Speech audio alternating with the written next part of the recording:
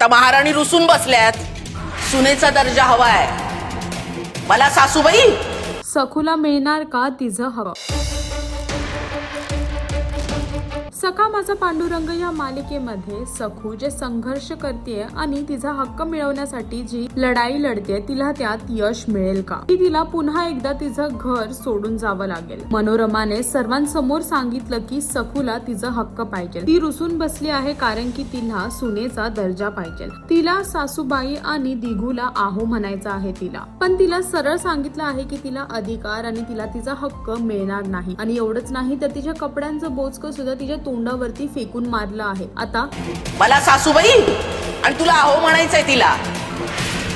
अधिकार हक्क काही मिळणार नाहीये. ती घर सोडून जाणार का ती तिचा हक्क घेऊनच शांत बसणार? हे सर्व काही होताना दिघू शांतपणे उभं राहून बघताना दिसतोय. दिघू तिची मदत करेल का? दिघू तिला आवाज देऊन थांबवेल का? हे पाहण्यासाठी आणि या सर्व प्रश्नांची उत्तरे जाणून घेण्यासाठी तुम्हाला सखा माझा पांडुरंग ही मालिका पाहावी लागेल. आणि अजून अशी लेटेस्ट अपडेट जाणून घेण्यासाठी टेलीचक्कर रिजनला सबस्क्राईब करायला विसरू नका.